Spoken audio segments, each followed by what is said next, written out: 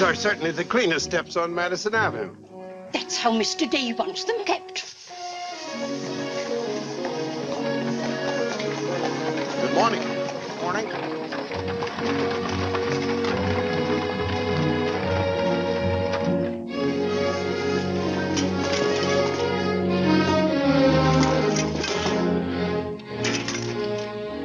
You're new here, aren't you? Just this morning. This is the way Mr. Day gets his milk. Get up.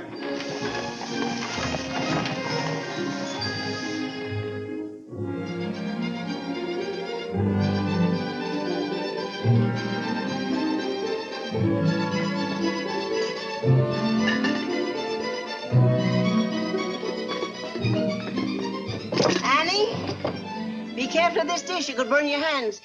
And keep the cover on till you're ready to serve them. Mr. Day likes his muffins hot. I'll do that.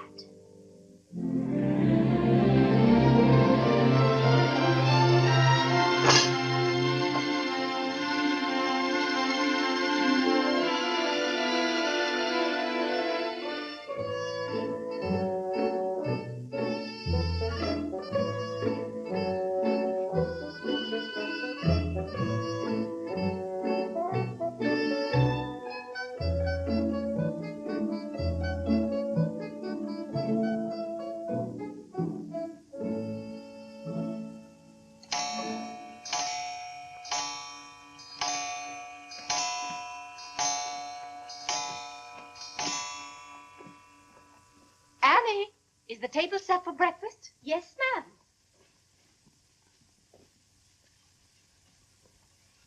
Good morning, ma'am. Good morning, Annie. How are you getting along? All right, ma'am.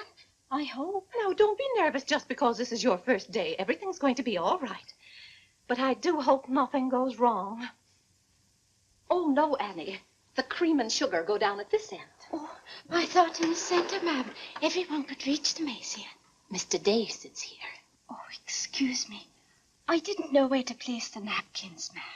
You can tell by the rings. The boys have their initials. C for Clarence. He sits here. J for John. Here. W for Whitney. He sits over there, next to his father. Yes, ma'am. And the one with the little dog on it is Harlan's, of course. He's the baby. This narrow, plain one is mine. And this is Mr. Day's. It's just like mine, except that it got bent one morning. Oh, and that reminds me, Annie, always have Mr. Day's coffee piping hot. Yes, ma'am. And whenever Mr. Day speaks to you, just say yes, sir. Don't be nervous. You'll get used to him. Yes, ma'am. Oh, that beautiful rubber plant. I'm so glad it came. You mustn't water it every day. Too much moisture makes it very unhappy. Oh, good morning, Mother. I thought you were still upstairs. Good morning, Clarence. Father must be talking to himself. A redhead. Did you sleep well, Mother? Yes, thank you, dear. Golly, I'm hungry. Oh, and Annie, we always start with fruit in the morning, except the two younger boys who have their porridge and milk. Jiminy, another wreck on the New Haven. That always disturbs the stock market. Father won't like that. I do wish the New Haven would stop having wrecks if they knew how it upset your father. My soul and body, Clarence, what's happened to your coat? Oh, it ripped open again. Margaret mended it for me, but it won't stay mended. Oh, dear. Well, I'll just have to speak to your father about a new suit of clothes. Clarence, why did you take my H2S so far out of our clothes closet? I've told you 100 times that closet's not to make experiments in. Two. Good morning, Mother. John, have you been making those chemical smells again? No, Mother. I'm making an electric battery. It'll ring a bell and everything. You know your father doesn't like electricity. But, Mother, everything's going to be electricity. Not in this house. Oh, God! What's the matter, Claire? What's wrong? Where's my necktie? Which necktie? The one I gave you yesterday. It isn't pressed yet. I forgot to give it to Margaret. I told you distinctly I wanted to wear that necktie today. You've got plenty of neckties. Put on another one right away and come down to breakfast. I don't know what this world's coming to. Mother, may I have my breakfast early? I'm going to play baseball. 3. Whitney, before you leave the house, you have to study your catechism. But, Mother, they're going to let me pitch today. Good morning. Who won? The Giants, 7-3. Buck Ewing hit a home run. Let me see. Boys, don't wrinkle the paper before your father sees it. Mother, could you ask me my catechism now? I think I know it. Well, let's see. What is your name? Whitney Benjamin. Who gave you your... Come and help me down, Mother. There are steps to come down, Mom. Good morning, darling. Good morning, Mother. How's your finger? It itches. Good, that's a sign it's getting better. Come along. Oh. Let's see, what was I doing? Oh, yes, the catechism. Who gave you your name? My sponsors in baptism, wherein I was made a member of Christ, the child of God, and an inheritor of the kingdom of heaven. Mother, if I hadn't been baptized, wouldn't I have any name? Not in the sight of the church. What did your sponsors then for you? They did promise and vow 3 things in my name. First, that I should renounce the devil and all his works, the pomps and vanity of this wicked world, and all the sinful lusts of the flesh. And secondly, that I believe all the articles of the Christian faith. And thirdly, that I should keep God's holy will and commandments, and walk in the same all the days of my... Good morning, boys. Good morning. Good morning, Morning, Father. Father. Morning, Vinny. Have a good night? Yes, thank you, Claire. Good. Sit down, boys. What's that thing doing in here? Claire, that's our new rubber plant. Place for rubber plants is on the equator. Take that object out, Catherine. You're not Catherine? No, sir. Good. Never liked Catherine anyway. Thank you, Clarence. Put it somewhere else, Annie, but not too near a window. Sit down, Harlan. Thank you, dear.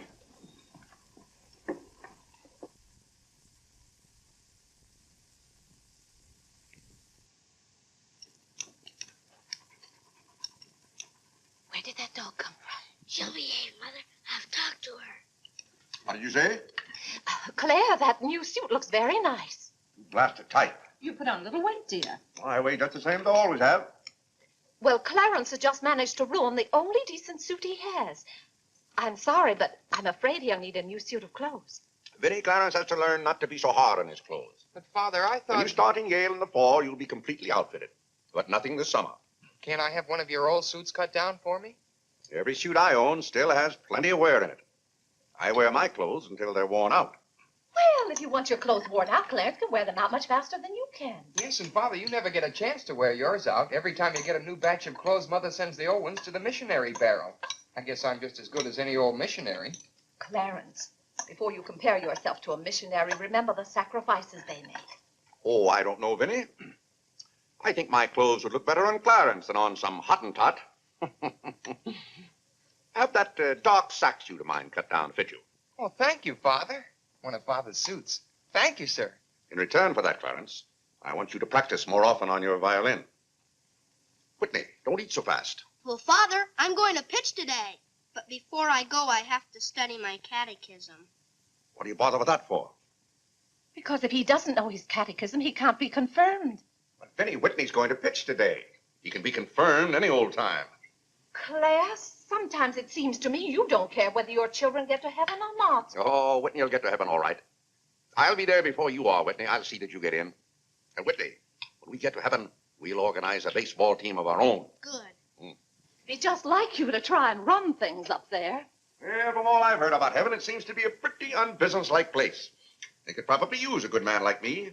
What makes you so sure they'll let you into heaven? Well, if they don't, I'll certainly raise a devil of a row. Claire, I do hope you'll behave when you get to heaven. Now, Vinny. Vinny, how many times have I asked you not to engage a maid who doesn't know how to serve properly? Claire, can't you see she's new and doing her best? How can I serve myself when she's holding that platter over my head? Hold it lower, Annie. Yes, ma'am. What became of the one we had yesterday? I don't know why you can't keep a maid. Oh, you don't. Why on earth can't you run your house the way I run my office? All I want is service. What the devil's that noise?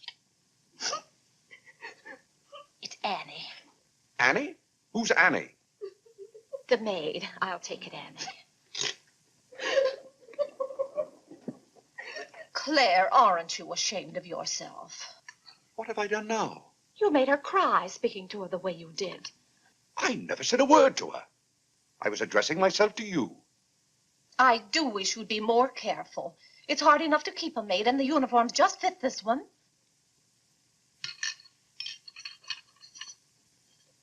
What's the matter, Claire? What's wrong?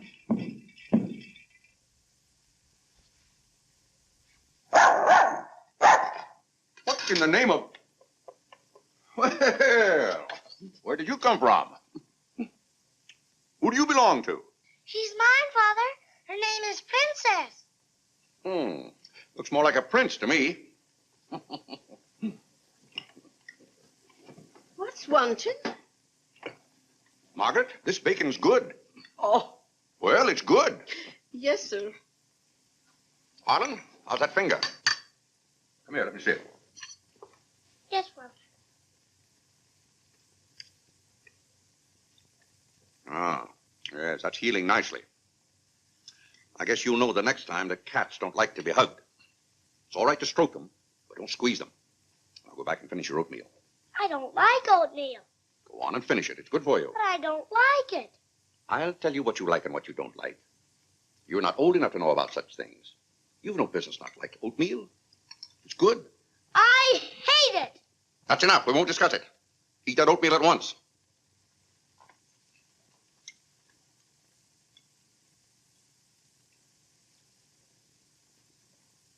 Ah.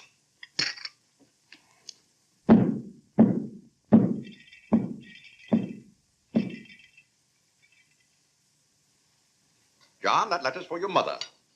I finished my oatmeal, Father. May I be excused? Yes, Whitney, you may go. It's a good game. I will. Whitney? Yes, Mother. My catechism. Never mind this morning, darling. Run along. Thank you, Mother. What's wanted? Margaret, what is this? Coffee, sir. It is not coffee. You couldn't possibly take water and coffee beans and arrive at that. It's slops, that's what it is. Slops. Take it away. I come down to this table every morning hungry. Well, if you're hungry, Claire, why aren't you eating your breakfast? I am. Aunt Judith wants me to come up and visit her. Now, Vinny, I want no more relatives in this house. We are going to live here by ourselves, in peace and comfort. Claire, I was saying Aunt Judith wants me to visit her. Oh. Eat your oatmeal, dear. Now, what on earth is this? Dear friend Day, we are assigning you the exclusive rights to Staten Island for selling the Gem Home Pop-Up of popcorn. I think that's for me, Father. But then why isn't it addressed to Clarence Day, Jr.? Oh, it is. I wouldn't get mixed up in popcorn, Clarence. It's too indigestible. Confound it, another wreck on the New Haven. If you please, ma'am, there's $1 due in a package. It's from Lewis and Congers. Oh, yes, those kitchen knives I ordered. Make a memorandum of that, Vinny. $1, and whatever it was for. Of course, Claire. I must have a record of what is spent running this house. I've never understood what good a record is after the money's gone. There's just $1, Margaret. Vinny, this house must be run on a business basis. Of course, dear. That's what the household accounts are for. Oh, Claire, it's 8:30. You don't want to be late at the office. Plenty of time. Annie, clear the table now. Yes, ma'am, I'll do that. Clarence, John, Yes, Mother? you boys go up and move the small bureau from my room into yours. Who's coming? Cousin Cora, and she's bringing a friend with her, a young girl. A girl? You'll have to help entertain her, Clarence. Oh, Mother, do I have to? Wait till Father finds out we've got visitors. There'll be a rumpus. John, don't criticize your father. He's very hospitable. After he gets used to the idea. I like coffee, I like tea, I like the girls, and the girls like me. Well, I don't like girls, and they don't like me. Oh, yeah! Go on, boys, go on. What's the matter, Claire? What's wrong?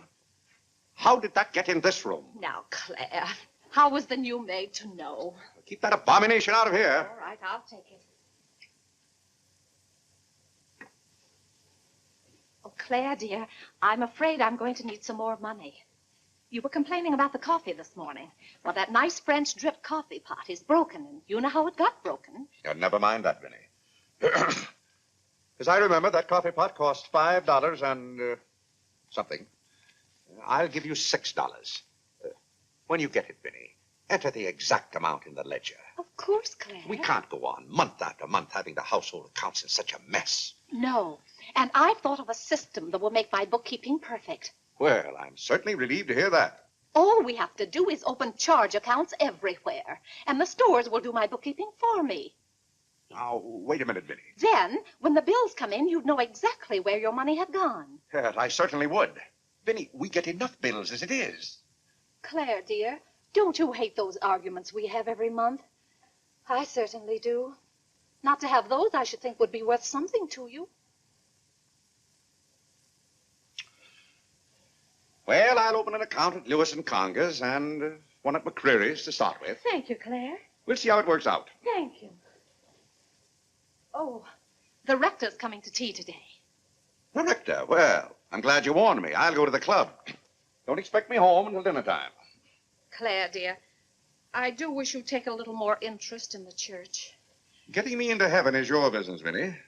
If there's anything wrong with my ticket when I get there, you can fix it up. Everybody loves you so much, I'm sure God must too. I'll do my best, Claire. It wouldn't be heaven without you. If you're there, Vinny, I'll manage to get in some way, even if I have to climb the fence. Sweet Marie, come to me, sweet Marie. Margaret! Margaret! Oh, yeah! What's the matter, Claire? What's wrong? Why did God make so many dumb fools and Democrats? Politics. Yes, but it's taking the bread out of our mouths. Huh. Honest Hugh Grant. Honest, bah.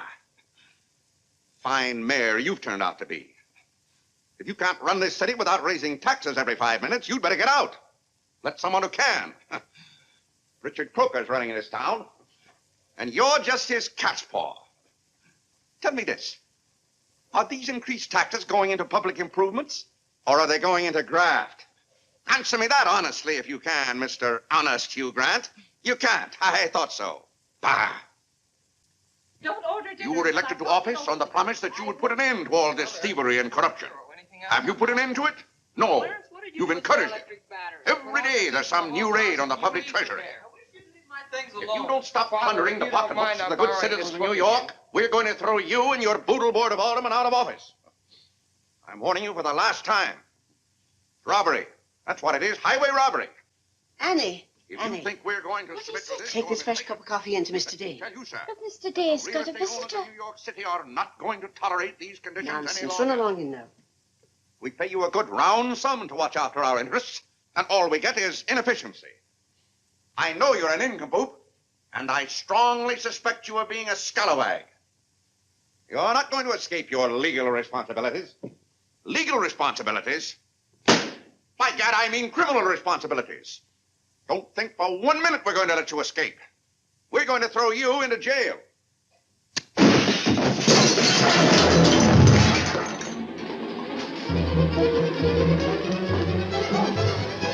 Annie, are you hurt? He can't throw me into jail. Vinny? Vinny, why can't I have quiet here in the morning? Claire, what happened? It sounded to me as though that maid dropped a whole tray of dishes. Yes, but what did you say to her? Say to her? I haven't seen her since breakfast. I've got to get to the office. Oh, yes, Claire, you don't want to be late. I'll be home in plenty of time for dinner. Why don't we have chicken fricassee tonight? Well, Claire, chicken's gone up. It's 8 cents a pound.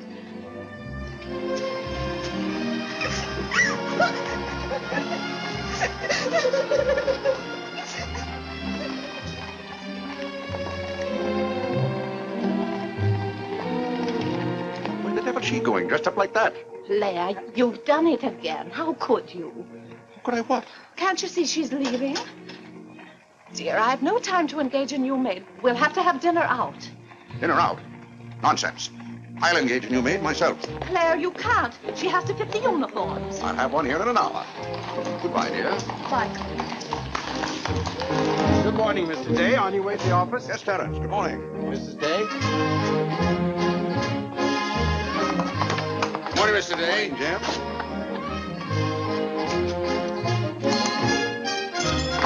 Get here. Get here.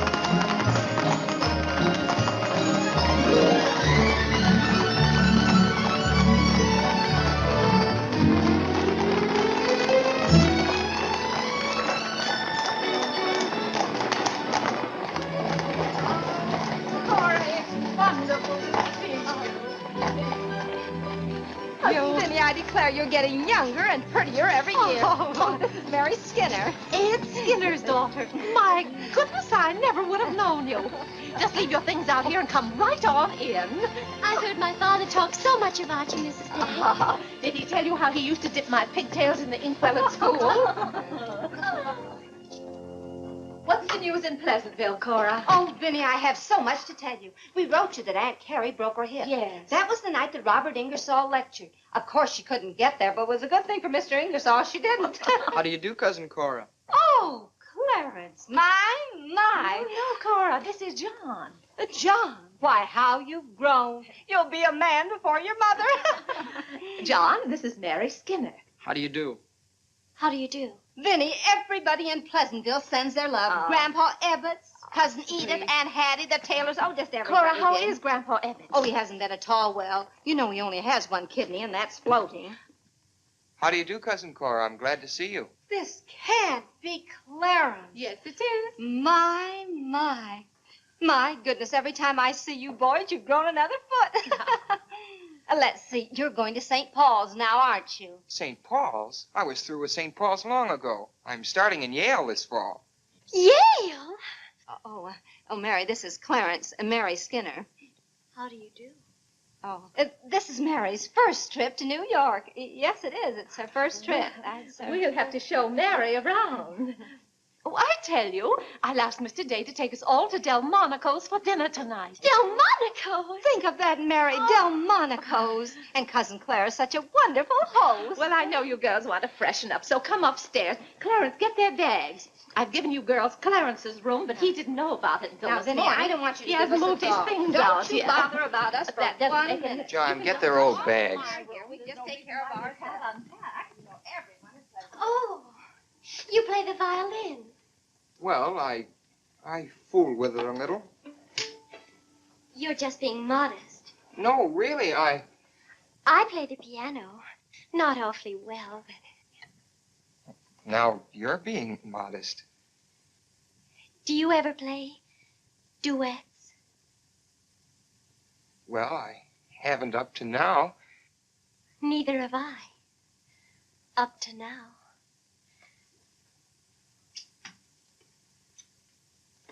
Cora didn't tell me about you. I never met a Yale man before.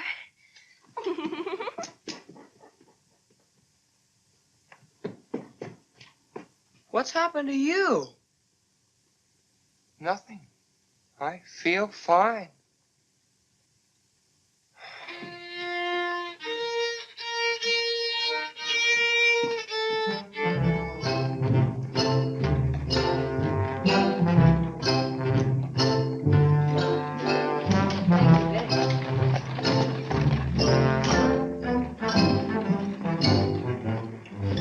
Where do you keep them? Do you wish a domestic servant? Where do you keep them? I will take your name and address. Confound it, I'm late at the office now.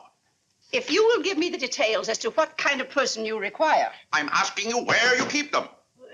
Why, the girls are in there, but clients are not allowed in that room. If you will tell me the kind of a position you wish to have filled, I will be very glad to...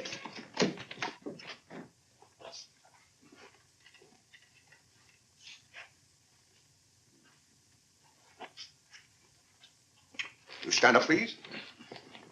Sir, this is quite against the rules. I must know what you want the girl for. I'll take that one. What's your name? Hilda, sir. Hilda, you go right over to 420 Madison Avenue. I will, sir. That's all, thank you. Sir, before I can let any girl go from this establishment, I must know the character of the home in which she will be employed. Madam, I am the character of my home. My duty toward my neighbor is to love him as myself and to do unto all men as They should do unto me. they should do unto me. He really knows it. Well, he's done very well for so young a boy. May I go now? Yes, darling. Thank you, Dr. Lloyd. Not at all. Come on, Harlan. Wait for me. Ah, you and Mr. Day must be very proud of your children. I was hoping I'd find Mr. Day at home this afternoon. Well, he's usually home from the office by this time. Perhaps he's gone for a gallop in the park. It's such a fine day.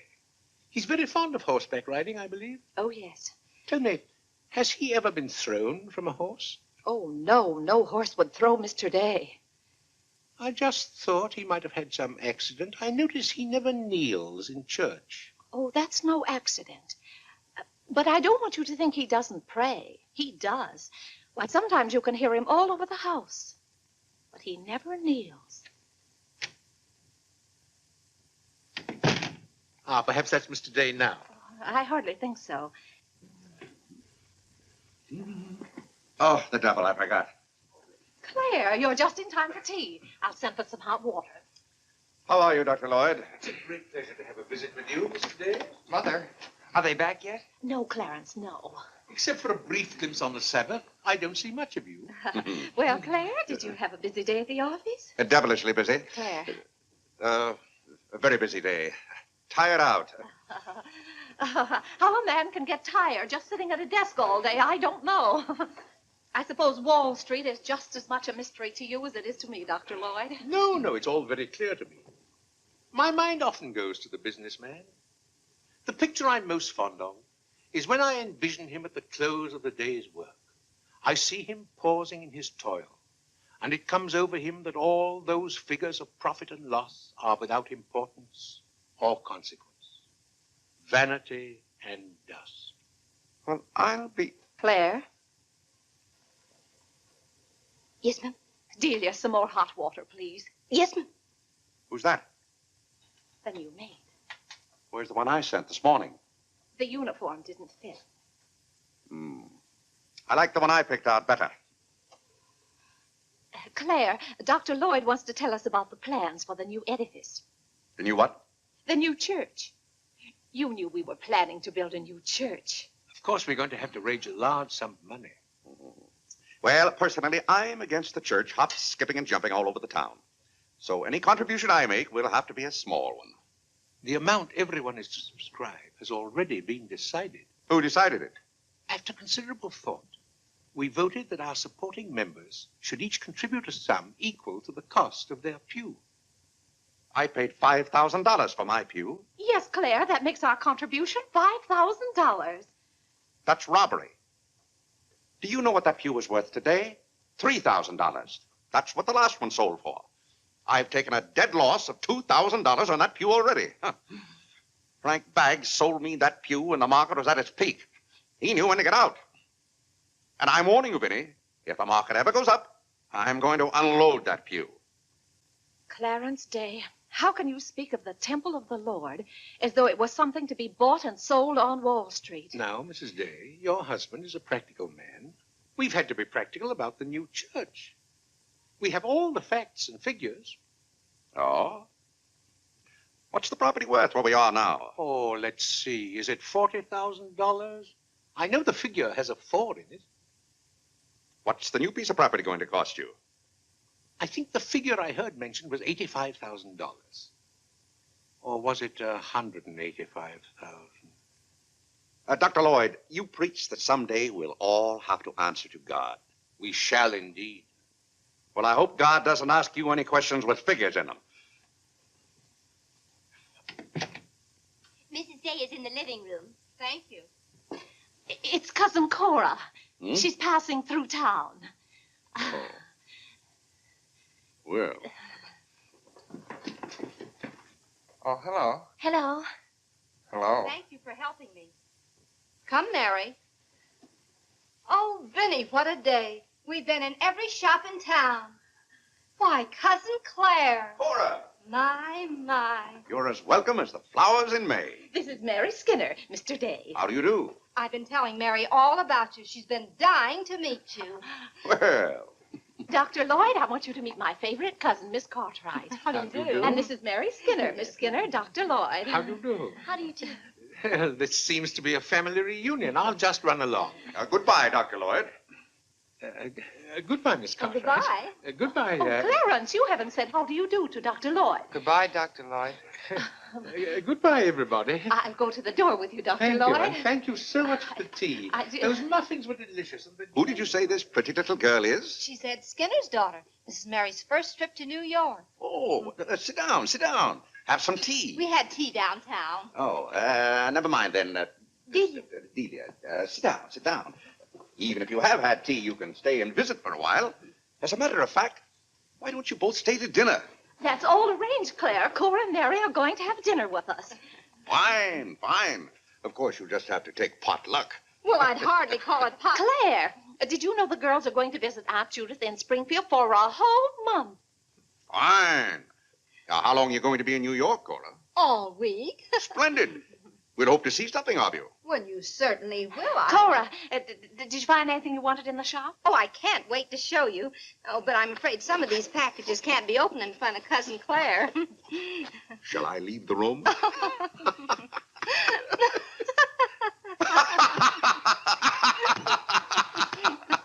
Oh, Clarence, would you take the packages in the hall up to our room, or should I say your room? Wasn't it nice of Clarence to give up his room to us for a whole week? Cora, come on, I just can't wait to see what's in those packages. Well, we'll be back soon. Vinny, I wish to speak to you before you go upstairs. I'll be down in just a minute, Claire. I wish to speak to you now. I'll be up in just a minute, Cora. It's all right, Vinny. Come along, Mary. Are those two women encamped in our house? Now, Claire. Answer me, Vinny. Now, Claire, you know. Answer me. Just a minute. Clarence.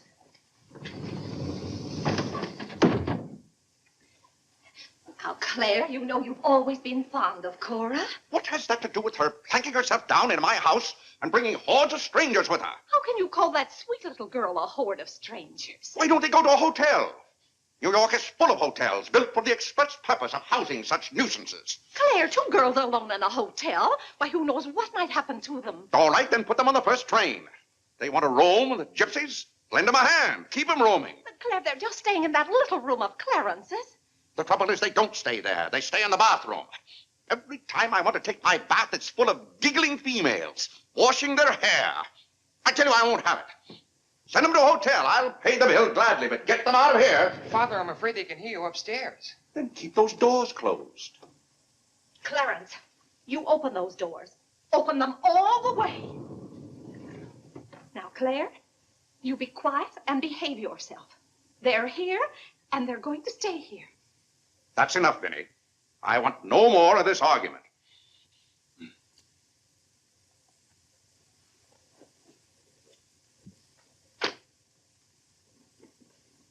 Oh, what I don't understand is why this swarm of locusts always descends on us without any warning. Oh, thunder.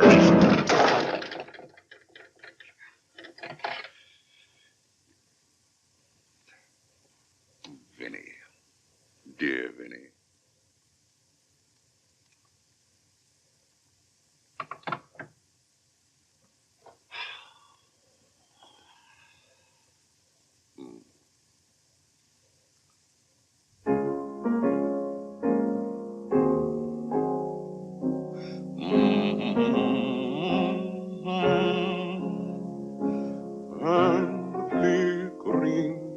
Shadows softly come and go. Though my heart be weary. Father, may I go along with the rest of you to Delmonico's? What's that, Delmonico's? You're taking Mother, Cousin Cora, and Miss Skinner to Delmonico's for dinner tonight. Oh, gad! I won't have it. I won't have it. I will not have my life arranged for me. I bought this house for my own comfort. I will not submit myself to this indignity. Now, Claire, what's the matter? I won't stand it. By heaven, I won't stand it. Clarence. Do I understand that I am not permitted to have dinner in my own home? Claire, a little change will do you good. I have a home to have dinner in, and any time I can't have dinner at home, this house is for sale. Well, Claire, you can't have dinner here tonight because it isn't ordered. And besides, Cora and Mary want to see something of New York. Well, that's no affair of mine. I am not a guide to Chinatown and the Bowery. Oh, Mr. Day, I just love your house. I could live here forever.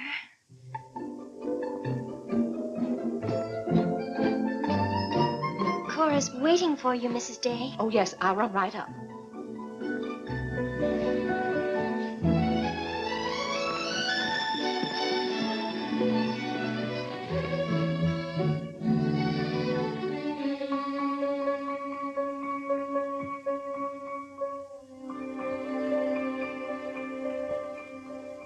I'm glad you like our house, Miss Skinner.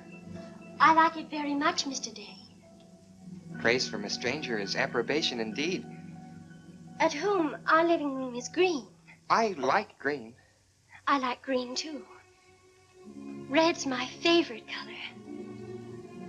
It's an interesting thing about colors. Red's a nice color in a house, too, but outside, too much red would be bad. I mean, for instance, if all the trees and the grass were red.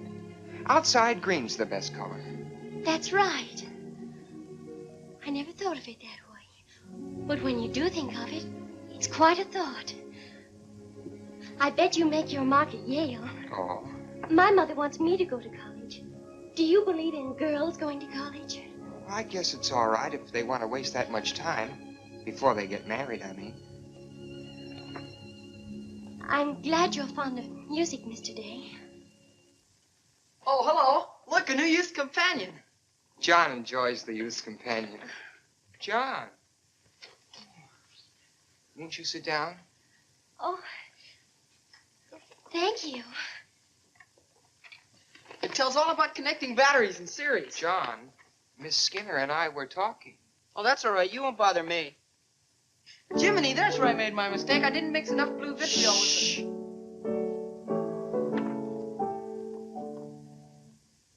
Oh, don't stop.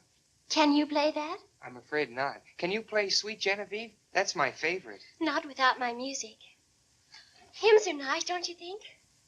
I like this one.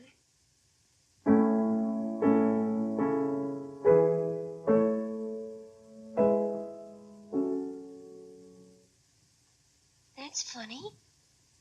The words are the same, but it's the wrong tune. Oh, it can't be the wrong tune. We sing it exactly that way in church.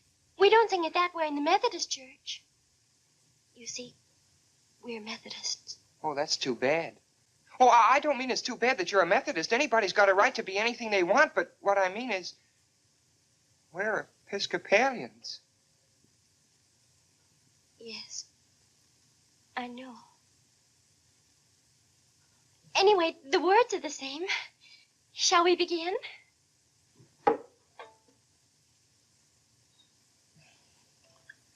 Now.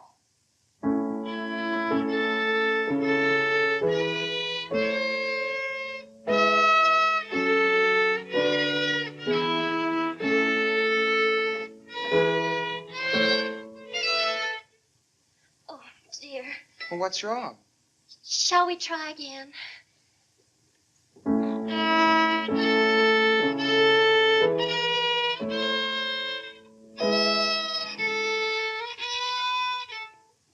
It must be my fault. Oh, no, it's my fault. No, you're the Episcopalian.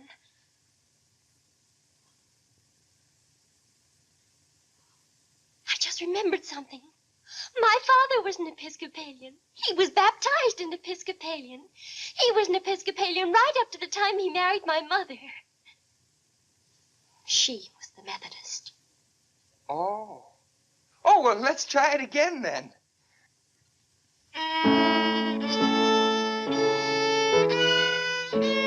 Well, Clarence, if you're going to Delmonico's with us, you'd better get dressed. Am I going too? Jiminy! Thank you, Father. Be ready in just a minute, Mother. Minnie, that young lady looks about the same age you were when I came out to Pleasantville to rescue you. Rescue me? You came out there to talk me into marrying you. Well, it worked out just the same. Ah.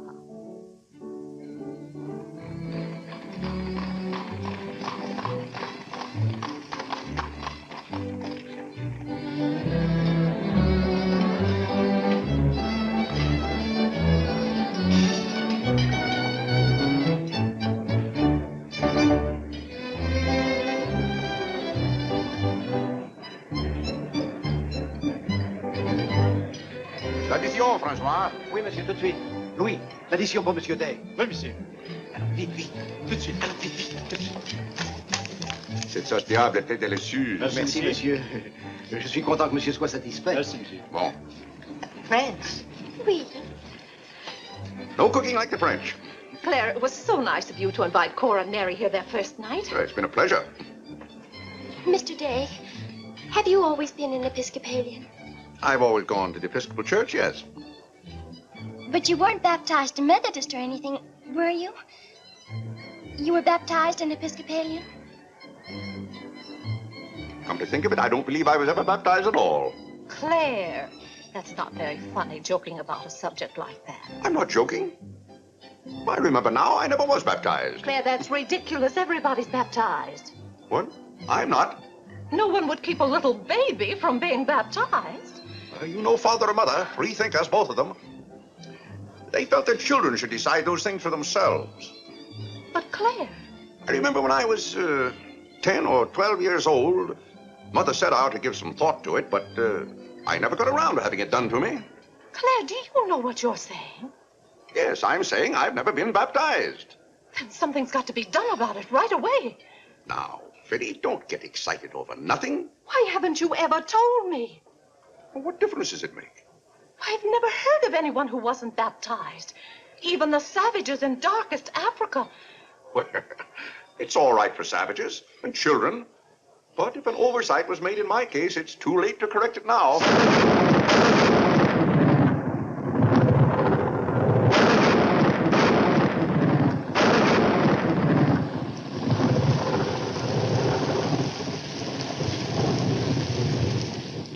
What if you're not baptized? You're not a Christian. Why, confound it, of course I'm a Christian. A mighty good Christian, too. A lot better Christian than those psalm singers in church. But you can't be if you won't be baptized. I won't be baptized, and I will be a Christian. I'll be a Christian in my own way. Claire, don't you want to meet us all in heaven? Of course, and I'm going to. But you can't go to heaven if you're not baptized. Ah, that's a lot of folderol. Clarence Day, don't you blaspheme like that. You're coming to church with me before you go to the office in the morning and be baptized then and there.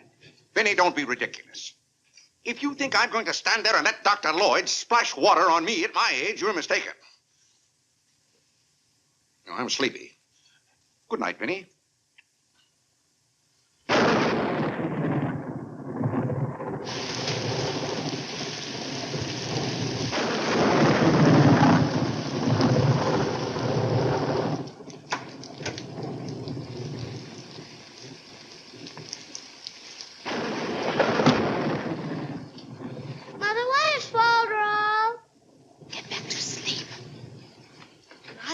Yes, Whitney. If Father hasn't been baptized, he hasn't any name.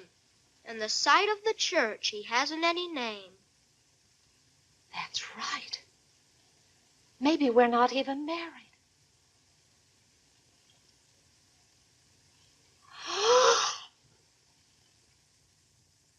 We, thine unworthy servants, do give thee most humble and hearty thanks for all thy goodness and loving kindness to us and to all men.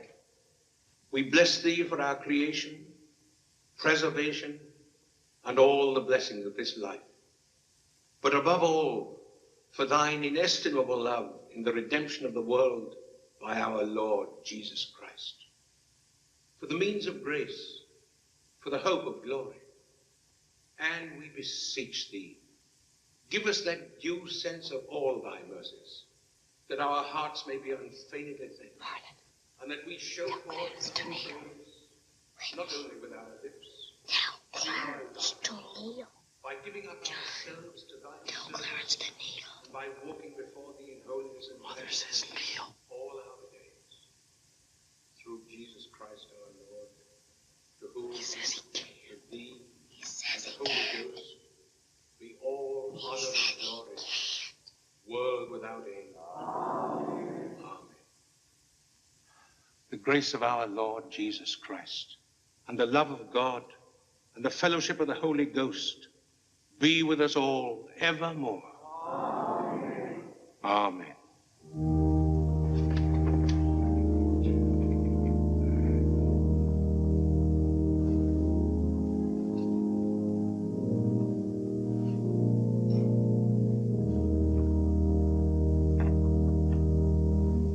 And so, my friends, what comfort and security it gives us when we have reached the age of understanding to know that the rite of baptism has not been neglected in our infancy or youth. Can you imagine any man who has reached maturity with the knowledge that he had never been baptized, failing to hasten to the holy font that his soul might be saved? As it says in the baptismal office, except a man be born of water and of the Spirit, he cannot enter into the kingdom of God. He that believeth and is baptized shall be saved, but he that believeth not shall be damned. What's that fellow up to? He can't be. Which also showeth us the great benefit we reap thereby. Tell Father. Shh.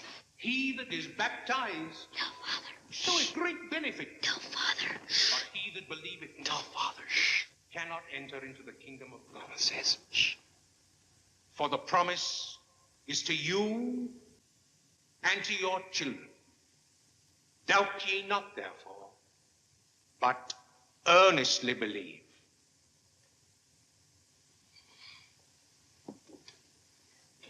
In the name of the Father, and of the Son, and of the Holy Ghost.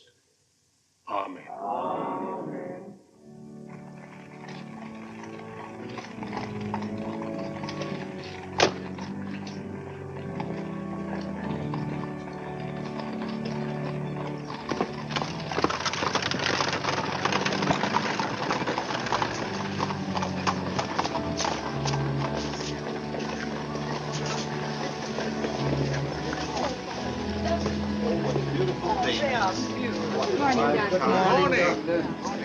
This is William Tyler Wickersham.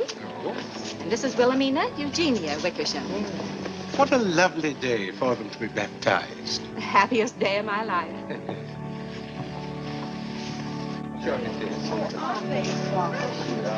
Lovely. Thank you, my dear.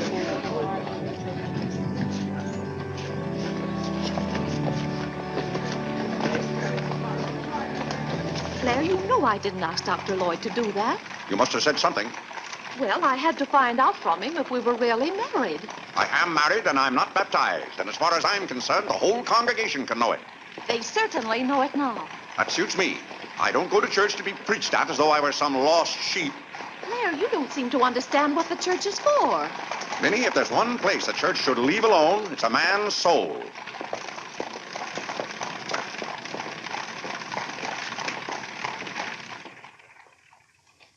Well, he's going to be baptized, Cora. You mark my word. I just couldn't go to heaven without Claire. Why, I get lonesome for him even when I go to Ohio. It's awfully hard on a woman to love a man like Claire so much. Oh, men are so aggravating. They take everything for granted. They certainly do.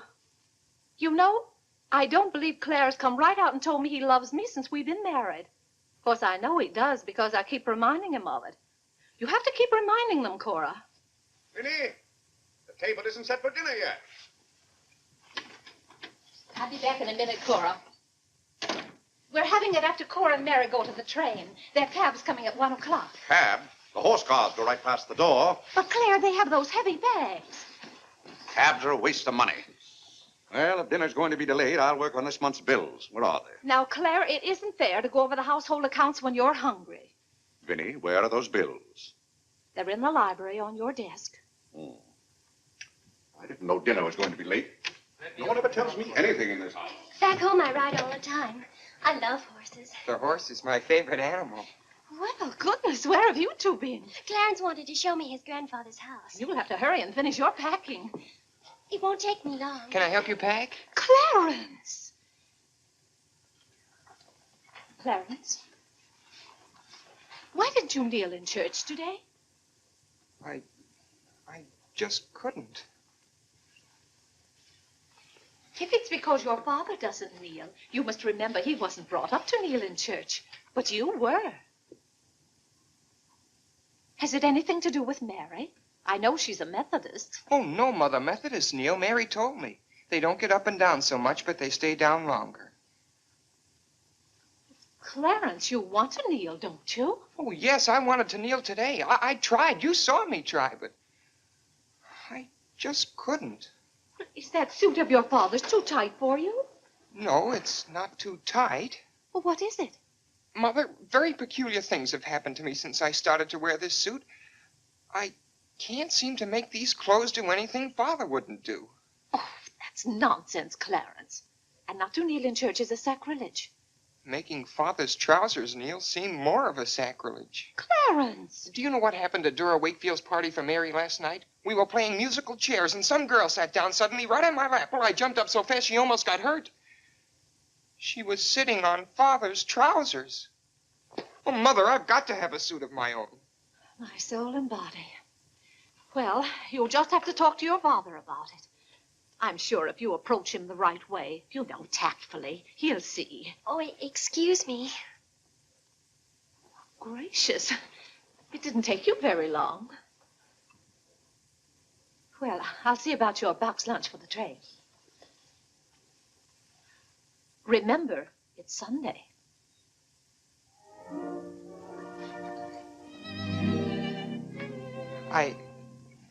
I was hoping we could have a few minutes together before you left.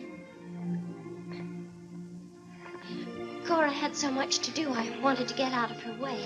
Well, didn't you want to see me? I did want to tell you how much I've enjoyed our friendship. Oh, hello. Mother told us to sit in the living room till dinner's ready. Not on the best sofa. Hello. Have you ever been out on our porch? Oh, yes. Well, let me show it to you.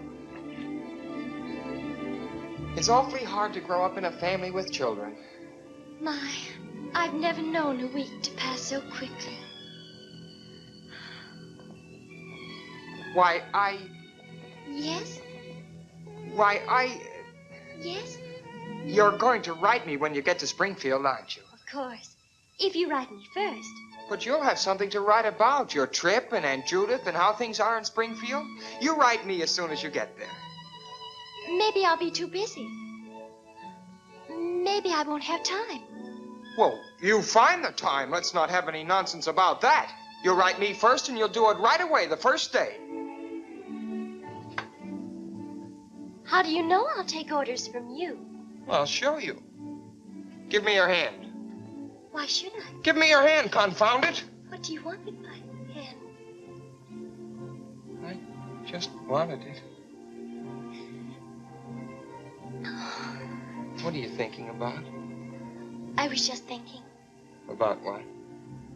I was hoping you'd write me first, because that would mean you liked me. Well, what's my writing first got to do with liking you? You do like me then. Of course I do. I like you better than any girl I ever met. But you don't like me well enough to write first. Well, I don't see how one thing's got anything to do with the other. But a girl can't write first because she's a girl. Well, that's nonsense. If a girl has something to write about and a fellow hasn't, there's no reason why she shouldn't write first.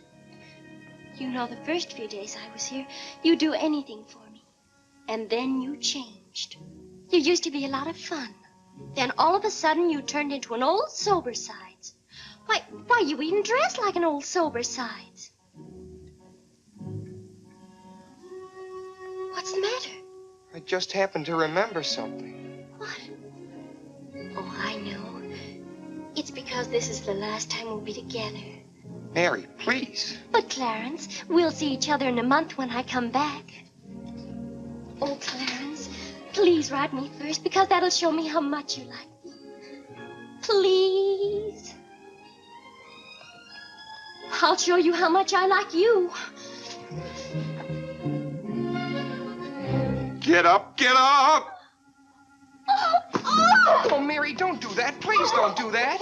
Now you'll think I'm just a bold and forward girl. Oh, no, it's not that. Was it because it's Sunday? No, it'd be the same any day.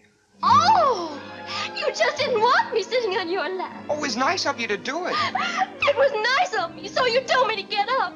You just couldn't bear to have me sit there. Oh, well, you needn't write me first. You needn't write me any letters at all, because I'll tear them up without opening them. I never want to see you again.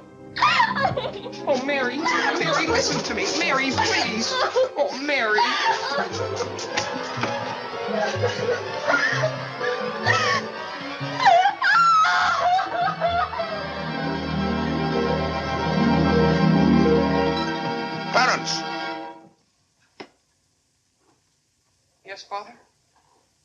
young lady's crying. She's in tears.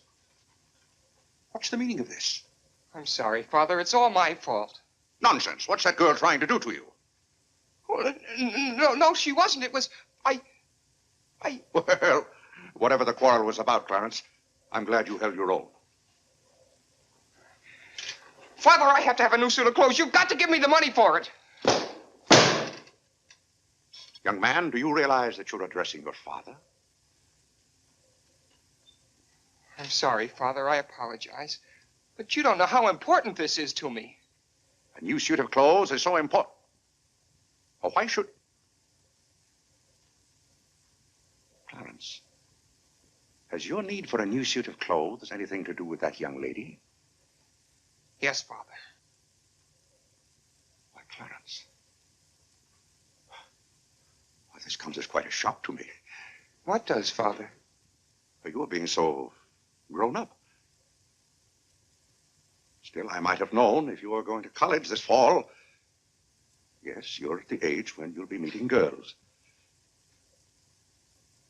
Clarence, there are things about women that I think you ought to know. Sit down.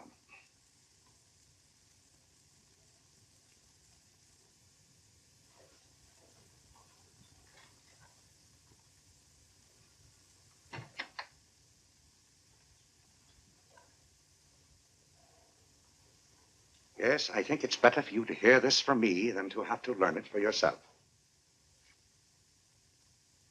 Clarence, women aren't the angels that you think they are. Well, now, first let me explain this to you. You see, Clarence, we men have to run this world, and it's not an easy job. It takes work, and it takes thinking. A man has to reason things out. Now, you take a woman. A woman thinks... No, I'm wrong right there. A woman doesn't think at all.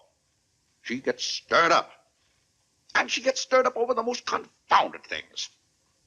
Now, I love my wife just as much as any man, but that doesn't mean that I should stand for a lot of falderall. By gad, I won't stand for it. Stand for what, Father? That's the one thing I shall not submit myself to. Clarence, if a man thinks a certain thing is wrong, he shouldn't do it. If he thinks it's right, he should do it. Now, that has nothing to do with whether he loves his wife or not.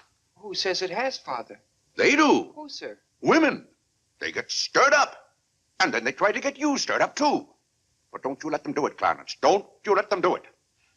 Now, if you can keep reason and logic in the argument, a man can hold his own, of course. But if they can switch you, pretty soon the argument's about whether you love them or not. I swear I don't know how they do it. But don't you let them, Clarence. Don't you let them. I see what you mean so far, Father. If you don't watch yourself, love can make you do a lot of things you don't want to do. Exactly. But if you do watch out and know just how to handle women, then you'll be all right.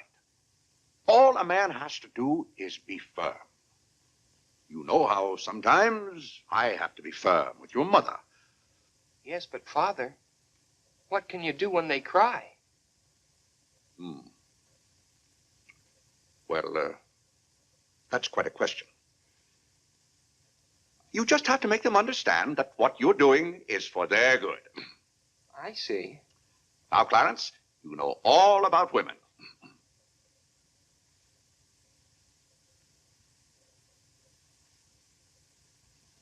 But, Father... Yes, Clarence? I thought you were going to tell me about... About what? About women. Clarence, there are some things gentlemen don't discuss. I've told you all you need to know. The thing for you to remember is be firm.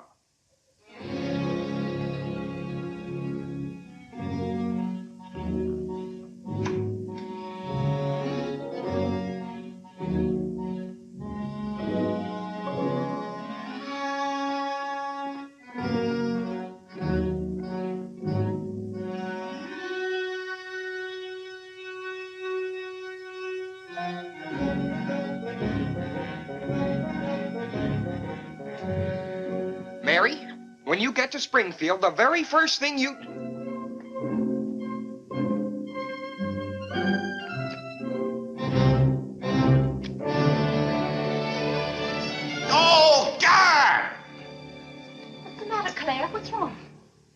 Sit down, Vinny. Oh, Claire, Cora and Mary are leaving any moment Sit down. now. Vinny, you know I like to live well, and I want my family to live well. But this house must be run on a business basis. I must know how much money I'm spending and what for. For instance, if you recall, a week ago I gave you $6 to buy a new coffee pot. Yes, because you broke the old one. You threw it right on the floor. I'm not talking about that. Now I find here It among was my... a pity to break that nice coffee pot, Claire. It was imported from France, and that little shop has stopped selling them. But what has that They to... said the tariff wouldn't let them, and that's your fault because you're always voting to raise the tariff. The tariff protects America against cheap foreign labor. Now, this bill... The tariff does nothing but put up the prices, and that's hard on everybody, especially the farmer. Vinny, I wish to heaven you wouldn't talk about matters you don't know anything about. I do, too, know about them. Miss Gulick says that every intelligent woman should have some opinion Who, about... may I ask, is Miss Gulick? She's the current events woman I told you about, and the tickets are $1 every Tuesday.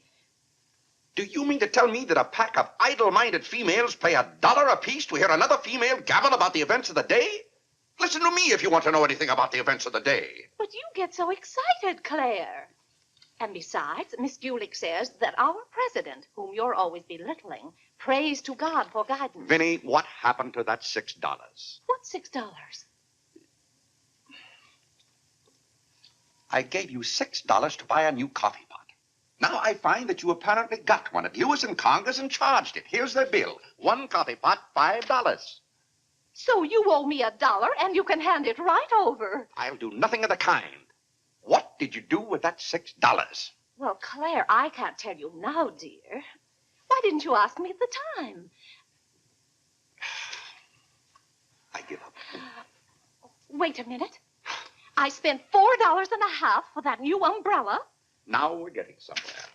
One umbrella, $4.50. And that must have been the week I paid Mrs. Tobin for 2 extra days washing. Mrs. Tobin. That's $2 more. $2. That makes $6.50, and that's another 50 cents you owe me. I don't owe you anything. What you owe me is an explanation of where my money's gone. I do the best I can to keep down expenses. You know yourself, Cousin Phoebe spends twice as much as we do. Don't talk to me about your cousin Phoebe. You talk about your own relatives enough. That's not fair, Vinny. When I talk about my relatives, I criticize them. I can't even speak of Cousin Phoebe. You can speak of her all you want to. But I won't have Cousin Phoebe or anyone else dictating to me how to run my house. I didn't say a word about her dictating. Claire, you know she isn't that. You said... Well, I don't know what you said now. You never stick to the point. Now, we're going over this account book, item by item. I find here a bill for $38. I don't know what you expect of me. I tire myself out chasing up and down those stairs all day long, trying to look after your comfort, to bring up our children. I do the mending and the marketing. Now you want me to be an expert bookkeeper, too.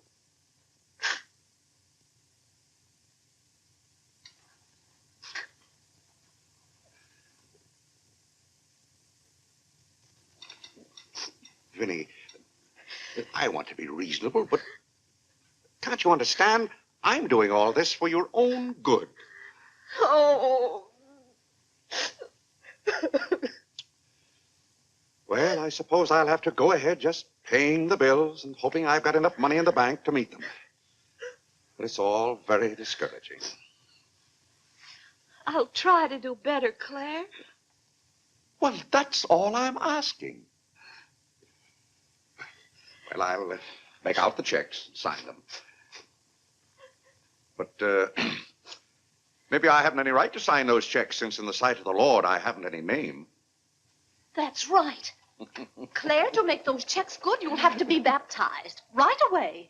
Vinny, the bank doesn't care whether I've been baptized or not. Well, I care. And no matter what Dr. Lloyd said, I'm not sure we're really married. Vinny, we have 4 children. If we're not married now, we never will be. Claire, Dr. Lloyd said this morning. Well, that's all, Vinny. Hadn't you better go tell Whitney to watch for the cab? Not before you give me that $1.50. What $1.50? The $1.50 you owe me. I don't owe you any $1.50. I gave you money to buy a coffee pot for me, and somehow it turned into an umbrella for you. Why, Clarence Day, what kind of man are you? Quibbling about $1.50 when your immortal soul is in danger. And what's more, All right. All right, all right.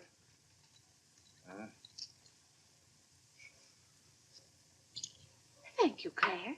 Now the accounts are all straight again.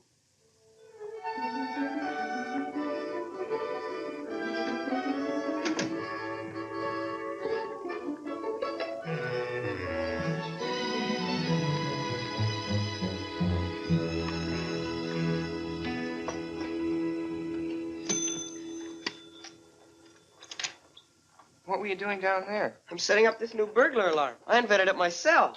Have you got any money you can lend me? No, you owe me 30 cents now. Well, I'll give you my stamp collection and my piece of John Wilkes Booth's finger. How much? Enough to get a new suit of clothes? If you can wait a month till I hear from the patent office in Washington, I may be rich. Well, I can't wait that long. Maybe I could get it sooner. I'm going to look into something else tomorrow.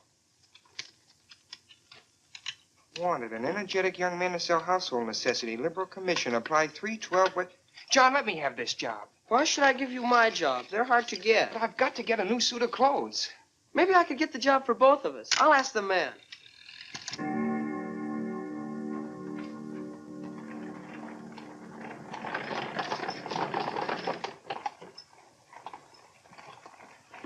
The cab's here, Father.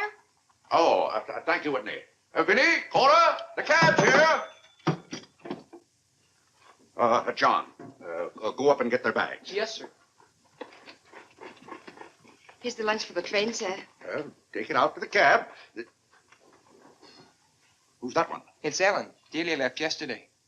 I don't know where your mother finds them. Now, Vinny, don't you let Clara worry about us. We have plenty of time. Take the bags right on out, John. Yes, sir. Well, goodbye, Clarence. It was so nice to see you Goodbye, again. Cousin Cora. Goodbye, Whitney. Now, you be a good boy. Goodbye, Cousin Cora. Goodbye, Harlan. Goodbye. Keep out of mischief. Come along, everybody. Don't keep the cab waiting. Cabs cost money. If there's one thing Mr. Day can't stand, it's to keep a cab waiting. If there's any waiting to do, there's a waiting room at the Grand Central Depot just for that. Mary, aren't you even going to shake hands with me? I don't think I'd better. You may remember that when I get too close to you, you feel contaminated. Mary, you're going to write to me, aren't you? Are you going to write first? No, Mary. There are times when a man must be firm. Mary, Mother says you better hurry out before Father starts yelling. It's Sunday. Goodbye, John. I'm very happy to have made your acquaintance. Thank you. May I help you? No, thank you. Take care of yourself. Goodbye, Mr. Day. Goodbye, Mary. Goodbye, Mrs. Day. I've had a wonderful Goodbye, time. Mary. Bye-bye. Goodbye. Goodbye, Cousin Claire. Goodbye, Cora. Goodbye, Cora.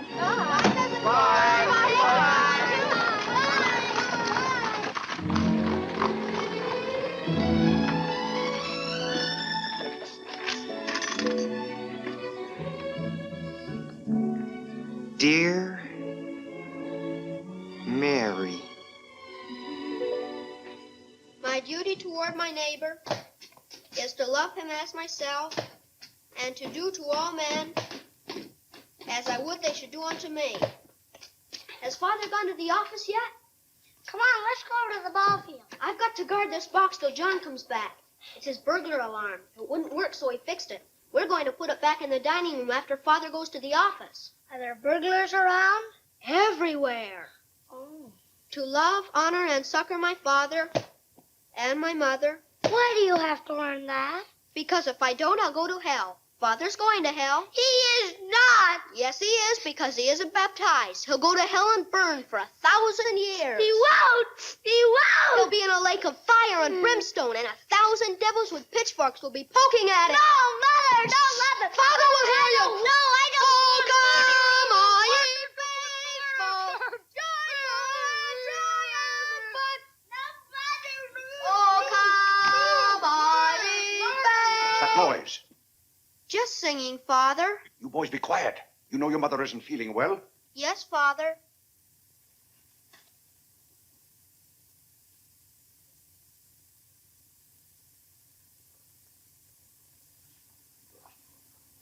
What did your mother say? She says she doesn't want any breakfast. Now, why does your mother do that to me? She knows it just upsets my day when she doesn't come down to breakfast. A special delivery, sir. Thank you. Thank you. Where's John this morning? Well, John had his breakfast early, Father, and went out to see about something. See about what? Well, John and I thought we'd work this summer and earn some money. Good. Work never hurt anyone. It's good for them. But if you're going to work, work hard. King Solomon had the right idea about work.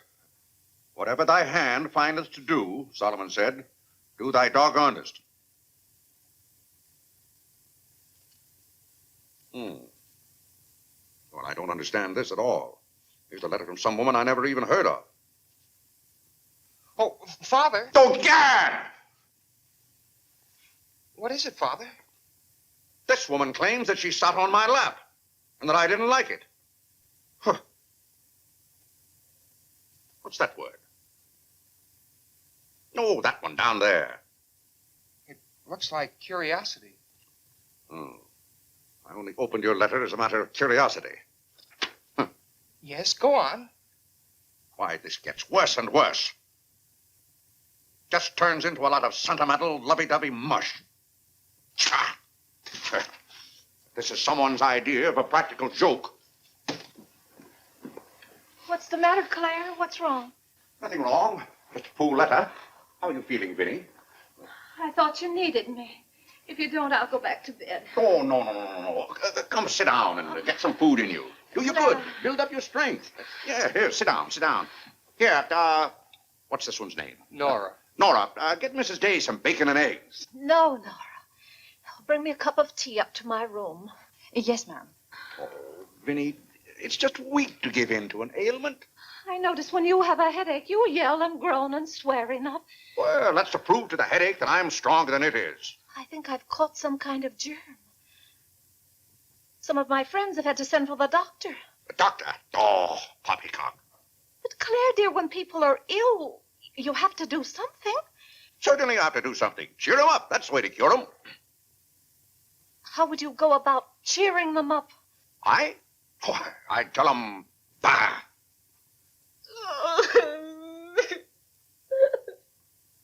What have I done now? Oh, Claire, hush up.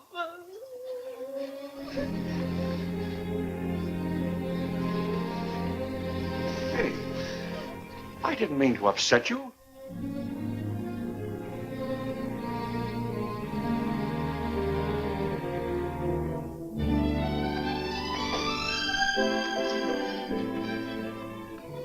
Dear Clarence.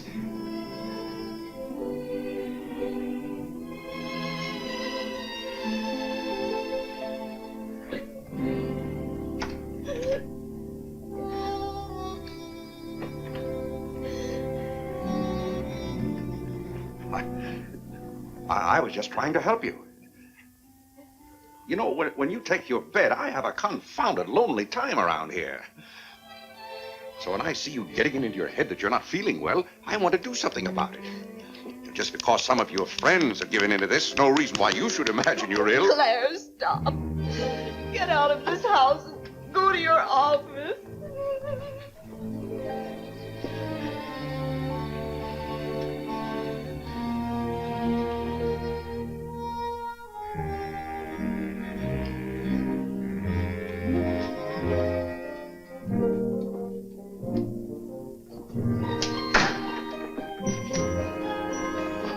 Did you get the job? Yes, for both of us. Look, I've got it with me.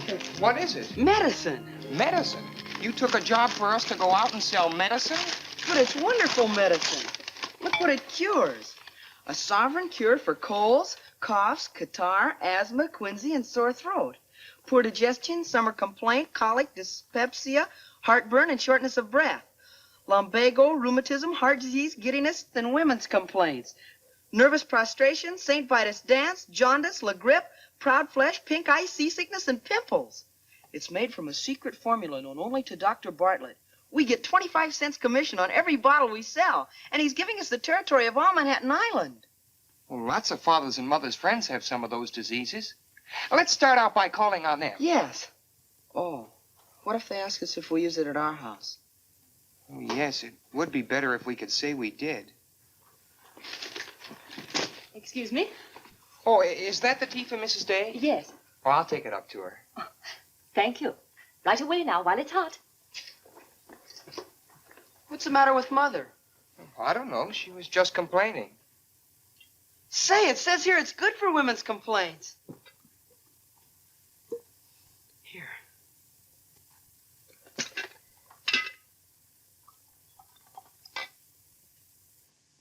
Yes, sir. Chesapeake and Ohio and 8. New York Central, 3/4. I'd like to see Mr. Day about those Morris and Essex bonds. Today is very busy this morning. You'll have to wait.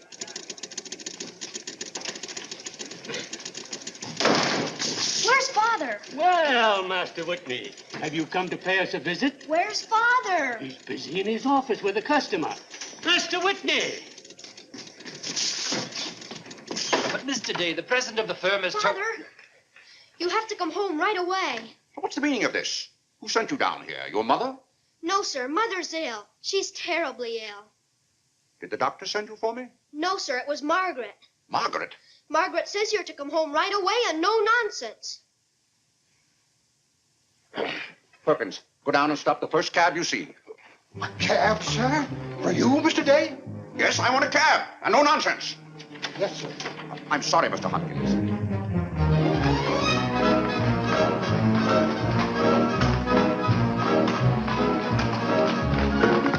Confound you, can't you go any faster? All right. Get up. Get up there, do you hear me? Get up!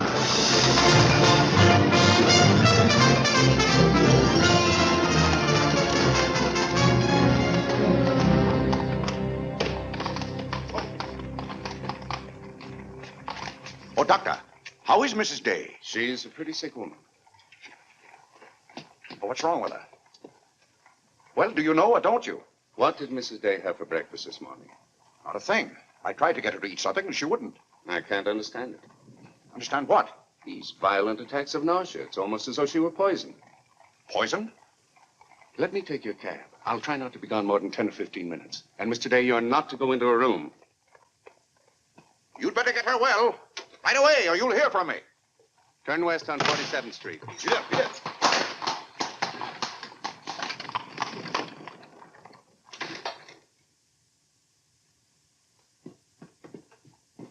How is Mother? I don't know. Well, she better be good and sick, or Father may be mad at me for getting him up here, especially in a cab. Has your father come? Yes, just now. Where are you going, Margaret? I have to go for the minister.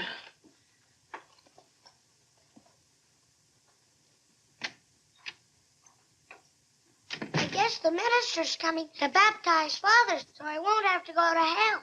You can't be baptized in a house. You've got to have water. We have lots of water. Not the right kind.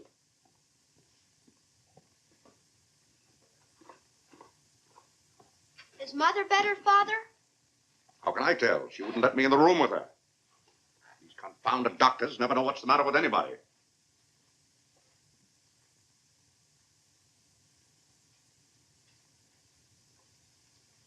Father, Yes? Mother's going to get well, isn't she? Of course she's going to get well. Father, may we come in? It's lonesome without Mother. Yes, it is Harlan. It's lonesome. Come in, boys.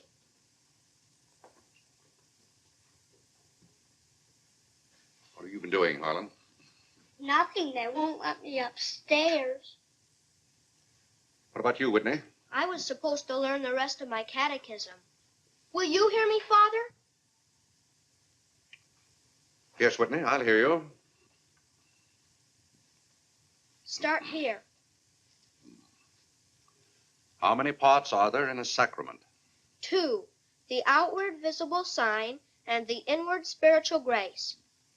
What is the outward visible sign or form in baptism? Water, wherein the person is baptized in the name of... You haven't been baptized, have you, Father? Whitney, what is the outward visible sign? Water, wherein the person... You don't know it well enough, Whitney. You'd better go and study it some more. You want me to read to you, Harlan? Father, are they going to put you into hell? Whitney, take Harlan with you.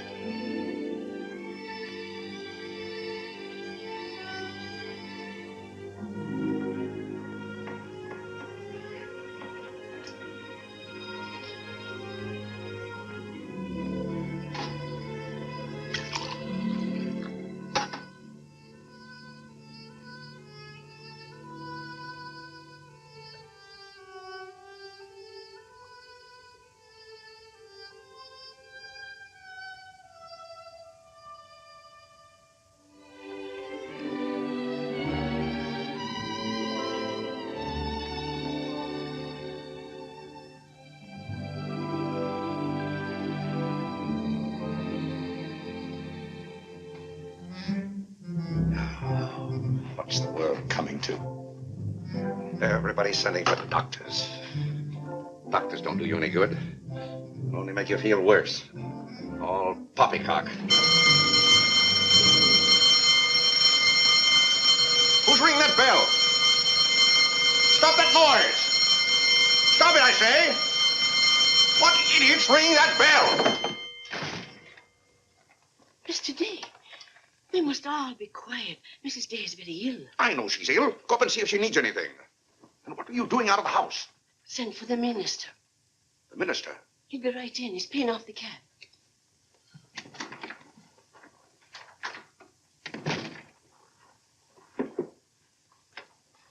I was deeply shocked to learn the serious nature of Mrs. Day's illness. Will you take me up to her? She's resting now. She can't be disturbed. The doctor will be back in a minute. Mrs. Day has been a tower of strength in the parish. Everyone liked her so much. Yes, she was a fine woman. I wish to heaven you wouldn't talk about Mrs. Day as if she were dead.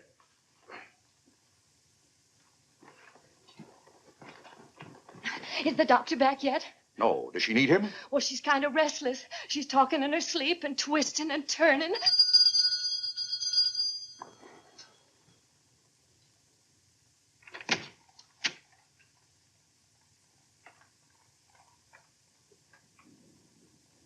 Well, Doctor, it seems to me that was a pretty long 10 minutes. See here, Mr. Day, if I'm to handle this case... How can you handle it if you're out of the house?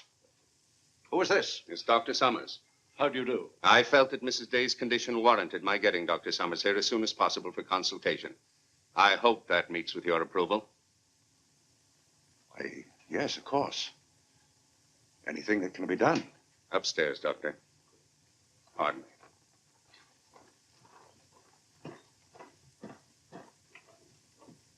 Mrs. Day is in good hands now, Mr. Day.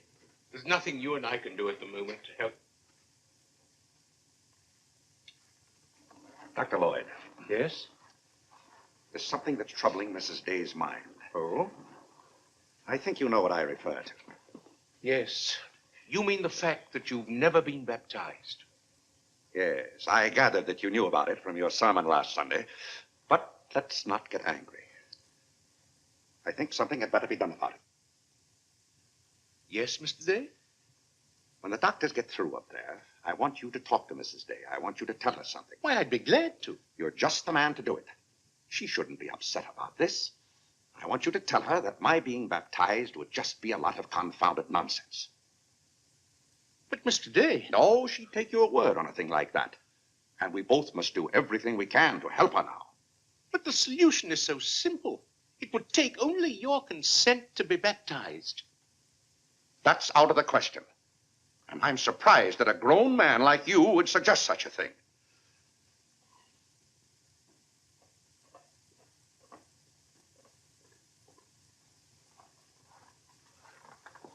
Well, Doctor, how is she? What have you decided? Is there a room we could use for our consultation? Well, yes, my library. Doctor. Dr. Summers, this isn't serious, is it? After we've had our consultation, we'll talk to you, Mr. Day. But surely... Rest assured, Dr. Summers will do everything that is humanly possible. We'll try not to be long.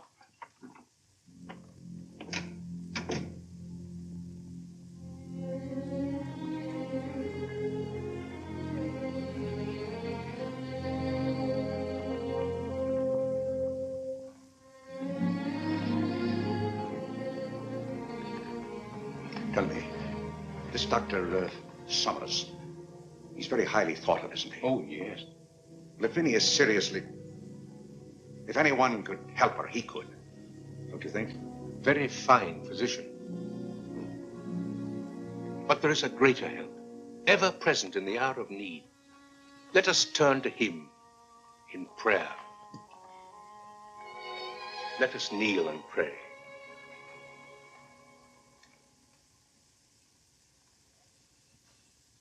Let us kneel and pray.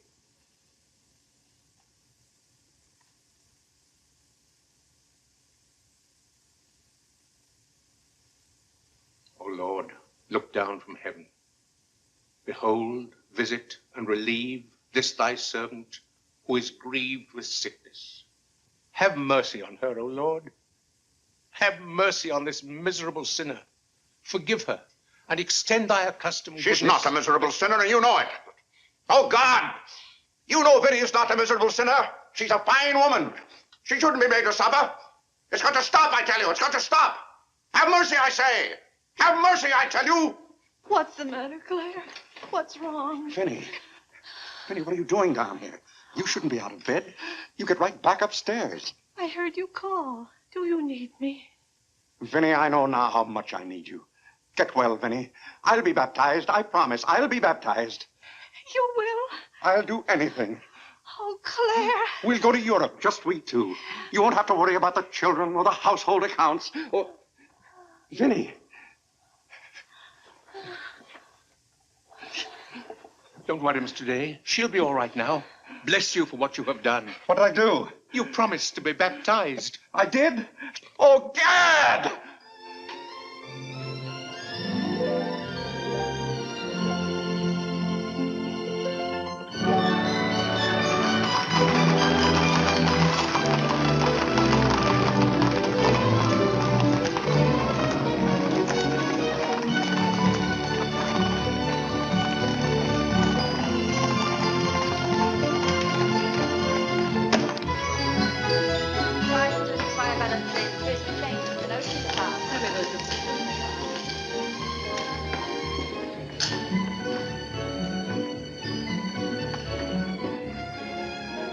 Isn't it drafty here, Mother? Shall I get your coat, Mother? The No, doctor said thank you you. mustn't take cold. I'm quite comfortable, thank you. Come on now, let's stay together. Holland, don't you get lost again. Aren't the hats lovely this year? Ostrich feathers. You wouldn't wear that hat, would you, Mother? I think that's very pretty. I think they're all pretty. Oh, I do need some pink silk thread. Oh, isn't this applique beautiful? Just arrived from Paris, madam. It's charming. What are you looking for, Mother? Oh, I'm just shopping. I think I'll just take a plain one. But this is the very latest. We've only had them in a few days. Remember, Mother, this is your first day out. You mustn't get too tired. No, I'm saving myself, dear. I have to. Cousin Cora's coming tomorrow. She is? Does Father know about it? Not yet. Is Mary coming too? Yes, dear. Holland, don't touch things. I'll bet you knew it. No, Look, I'm Mother, excited. just like Father. Not tomorrow. Yes, it is, isn't Aren't it? the sleeves a little long? Exactly fits well like across the yours. shoulders. Come on now, Holland. Now take about my the hand. sleeve. Don't get lost again. Do we have any more of this material? Yes, we do. Dora doesn't Thank you. like you to touch things. This one is genuine imitation Dresden. The original design by Duryea. John, isn't this the darlingest thing? It's exactly what I've always wanted. How much is this lovely pug dog? $15, ma'am. $15? Gee whiz, Mother. We can buy a real-life bloodhound for $5. Oh, isn't he perfectly adorable? Oh, I shouldn't. I know I shouldn't. Mrs. Day. Oh, Mrs. Whitehead. How nice to see you. Are you quite recovered? Almost. This is my first day out. We've missed you at the church. You remember Mr. Morley? How do you do, Mrs. How do you do? Mr. Morley preached the Sunday Dr. Lloyd was ill. Oh, yes. I can't tell you how much I enjoyed your sermon. Even my husband enjoyed your sermon. We've just come from the board meeting of the foreign missions. I'm taking Mr. Morley home to lunch. I had to drop in here to pick up a purchase. I won't be a minute. Is your parish in the city? Yes, it's on the outskirts. My church is in Audubon Park. Oh, way up there. Oh, are you acquainted in Audubon Park? No, I don't believe we know a soul there. Mr. Morley, would this be possible? My husband, Mr. Day. If we lower the collar, it'll be a very fine fit. You won't find a better suit of clothes in the city for $15. Oh, it's not the price. It's the money. Thank you for holding it for me. You're welcome. Goodbye, Mrs. Day. I hope we meet again soon. Goodbye. It was very pleasant meeting you again. I think it was divine providence. I shall be delighted to be of service. Goodbye, Mr. Morley. Goodbye. May I work it? Oh, no, it's against the rules.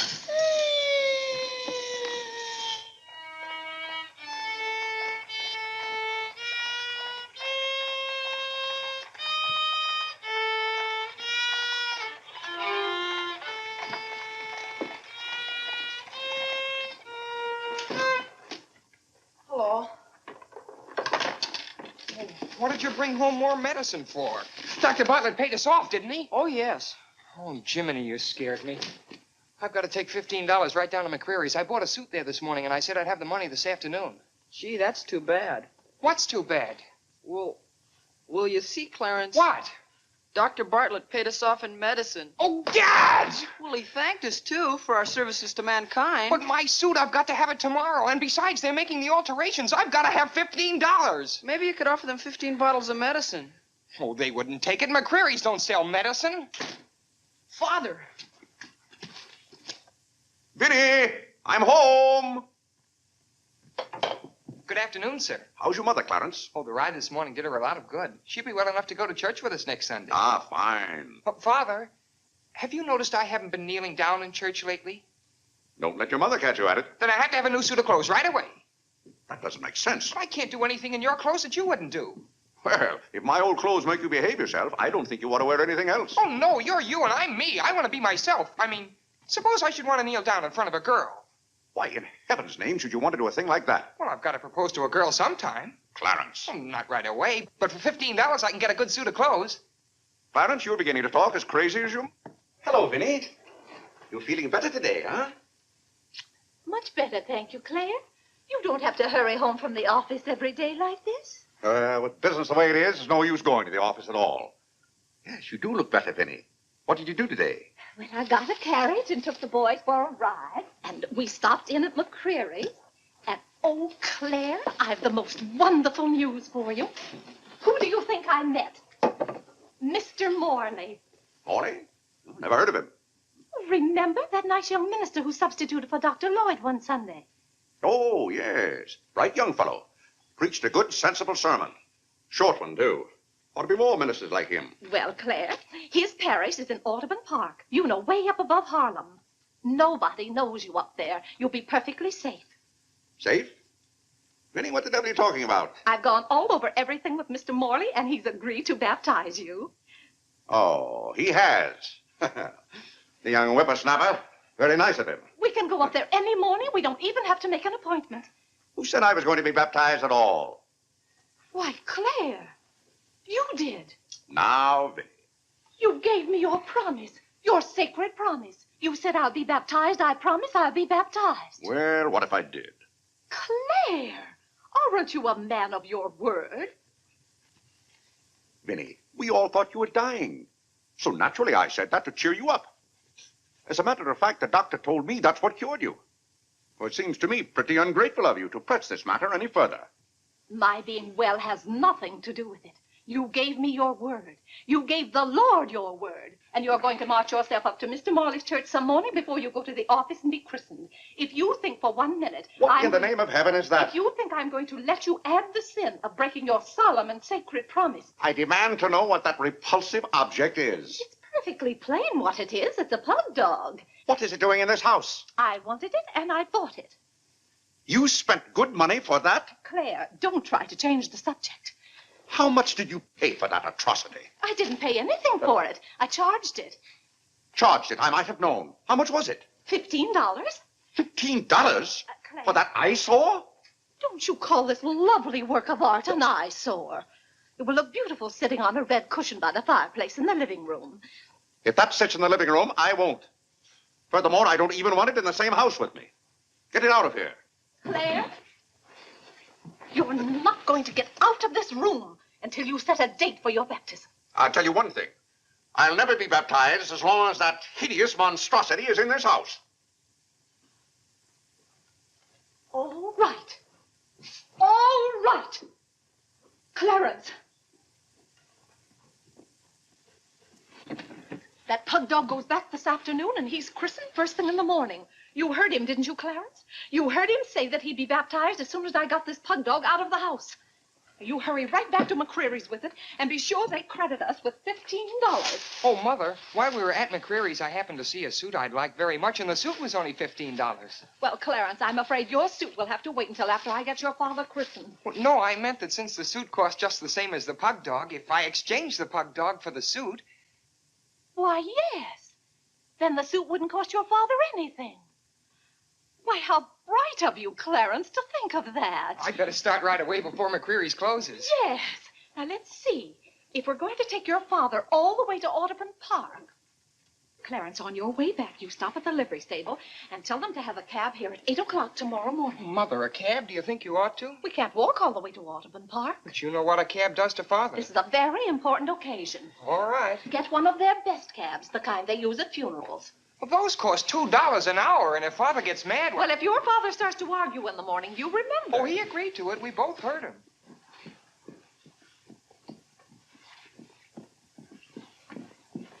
I hope you notice Clarence is returning the pug dog. Well, that's a sign you're getting your faculties back.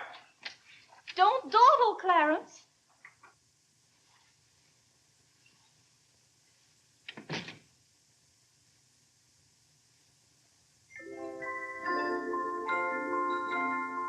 Come to me, sweet Marie, not because your face is fair, dear to see, Vinny, it's good to hear you singing again.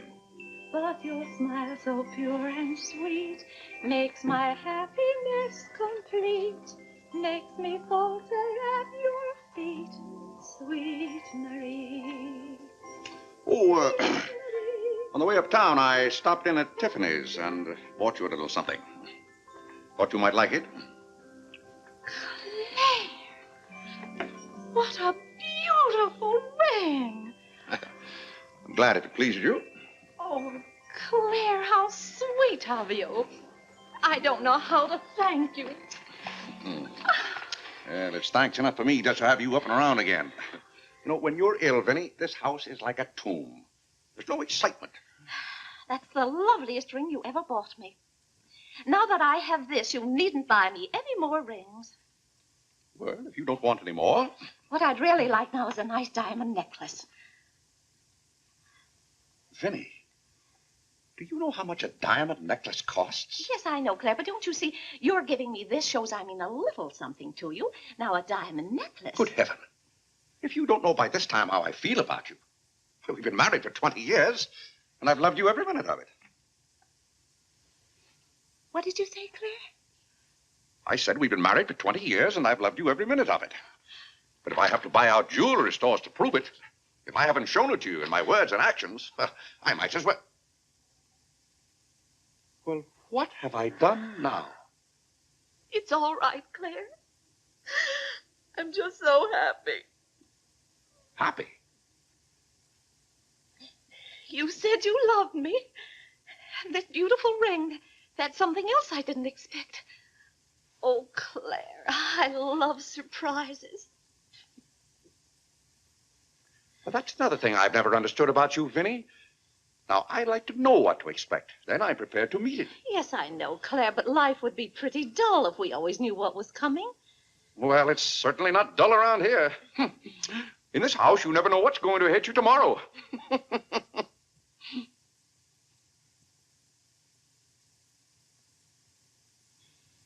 Every daisy in the dell knows my secret, knows it well, and yet I dare not tell thee, sweet Marie, sweet Marie, Sweet Marie, come to me, not because your face is fair, love to see. love to see. Every daisy in the dell knows my secret, knows it well, and yet I dare not tell, sweet Marie.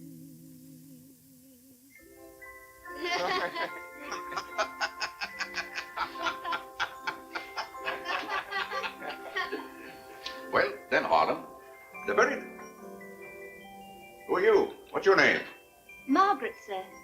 Can't be Margaret. We've got one Margaret in the house. At home, they call me Maggie, sir. All right, Maggie.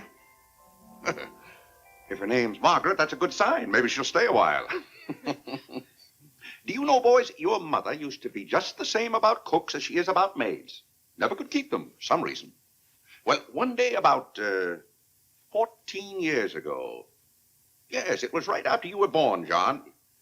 My, you were a homely baby.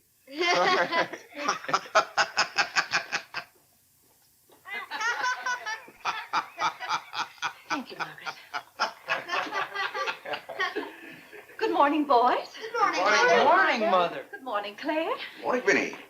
Why, you look as though you were dressed for a wedding. Do I, dear? Yes. Have a good night? Yes, thank you, Claire. Sit down, Vinny. Sit down, boys. Oh, thank you, Clarence. Well, seems to me everyone's all dressed up this morning. What's on the program for this fine day?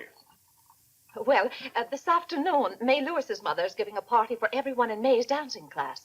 Harlan's going to that. I don't want to go, Mama. Harlan, don't you want to go to a party and get ice cream and cake? May Lewis always tries to kiss me.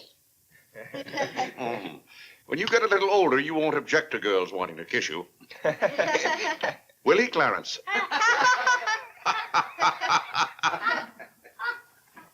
This is for you, Mr. Day. Where shall I put it? Oh, that's for me, I think. Take it upstairs, Maggie. Wait a minute, Maggie. Bring it here. That's it. See, it's for me, Father. Clarence Day, Jr. Let me look. Well, that's from McCreary's. And it's marked charge. What is it? Claire, it's all right. It's nothing for you to worry about. Well, at least I think I should know what's being charged to me. What is it? Claire, stop your fussing. It's a new suit of clothes for Clarence, and it isn't costing you a penny. It's marked charge $15. It's costing me $15. And I told Clarence... Claire, can't you take my word? It isn't costing you a penny. I'd like to have you explain why it isn't. Because Clarence took the pug dog back and got the suit instead. Of course. And they'll charge me $15 for the suit. Nonsense, Claire. We gave them the pug dog for the suit, don't you see? Then they'll charge me $15 for the pug dog. But, Claire, they can't. We haven't got the pug dog. We sent that back. Well... But... Well, now, wait a minute, Vinny. The suit... Well, there's something wrong with your reasoning. Well, Claire, I'm surprised at you when you're supposed to be so good at figures. That's perfectly clear to me. Vinny, they're going to charge me for one thing or the other. Don't you let them.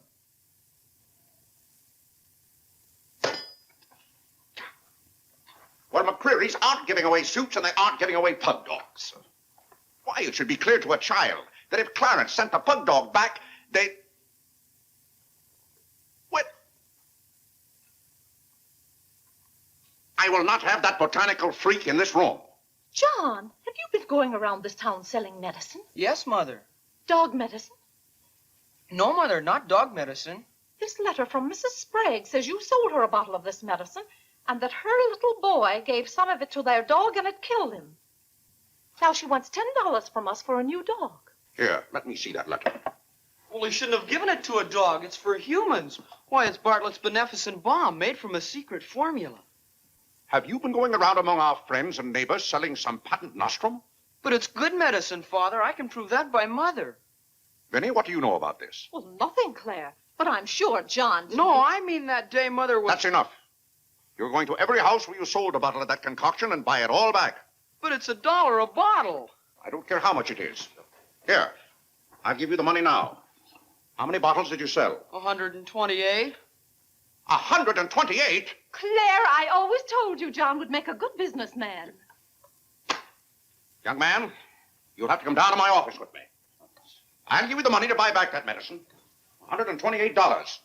And $10 more for Mrs. Sprague's dog. That's $138. Thank you, Vinny. But it's all coming out of your allowance. That means that you'll not get another penny until the whole $138 is paid up. I'll be 21 years old. Oh, Gad! What's the matter, Claire? What's wrong?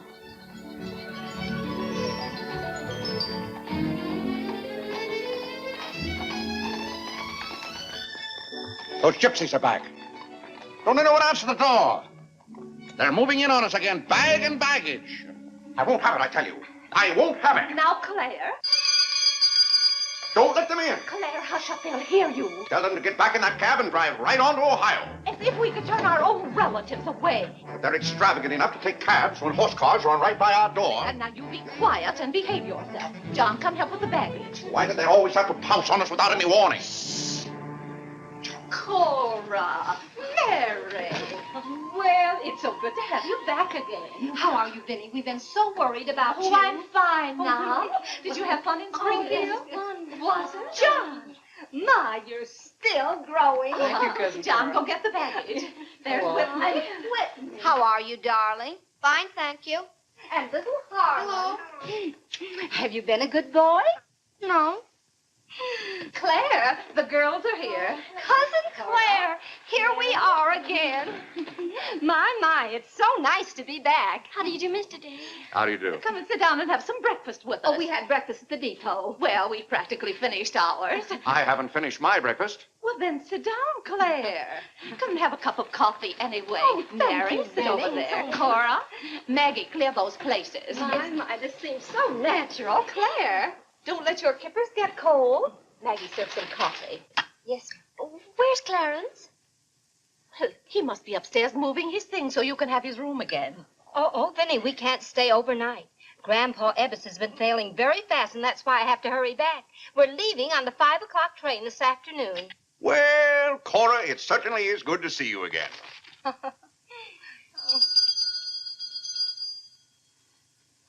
Well, who can that be?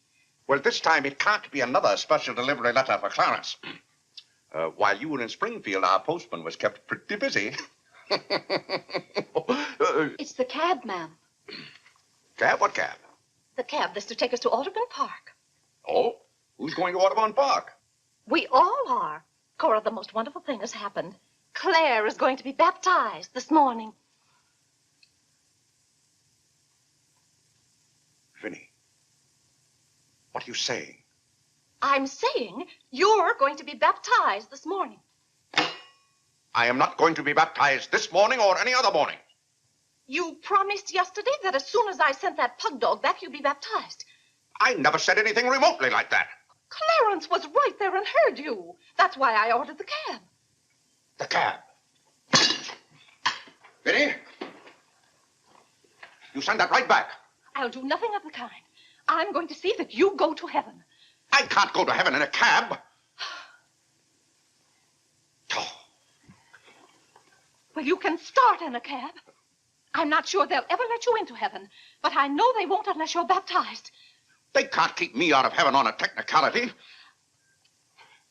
Claire, stop quibbling. You may as well face it. You've got to make your peace with God. Until you stirred him up, I had no trouble with God.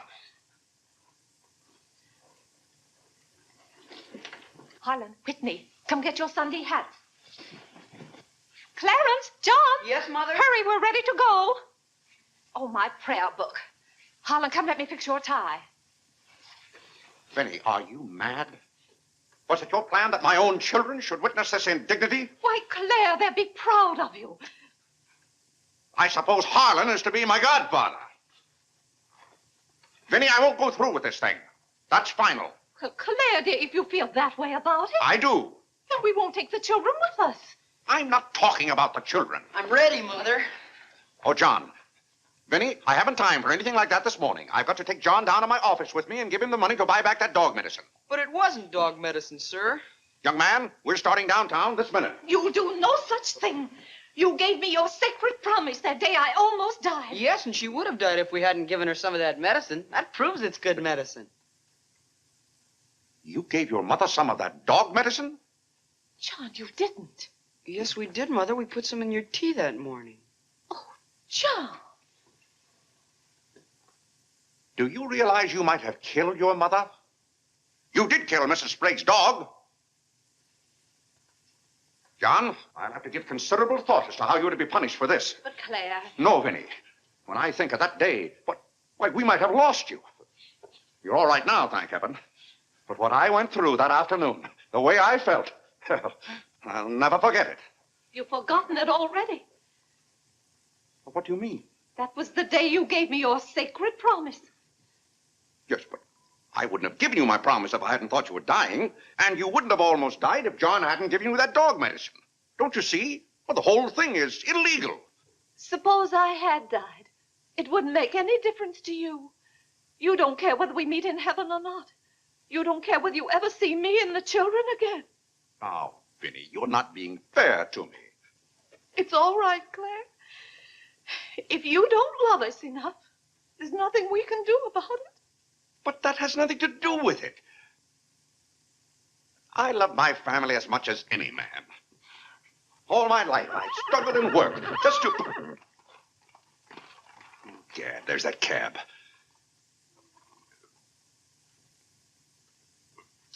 Vinny, you're not well enough to go all the way to Audubon. Oh, I'm well enough if we ride. But that trip would take all morning. And those cabs cost $1 an hour. This is one of their best cabs. This costs $2 an hour.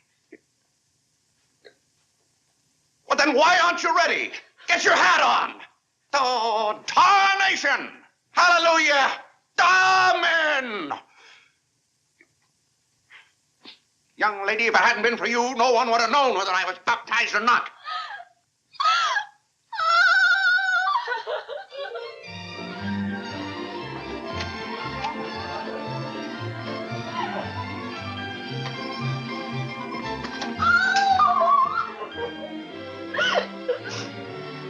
Oh, Gad! Good morning, Mr. Day. You're going to the office? No. I'm going to be baptized.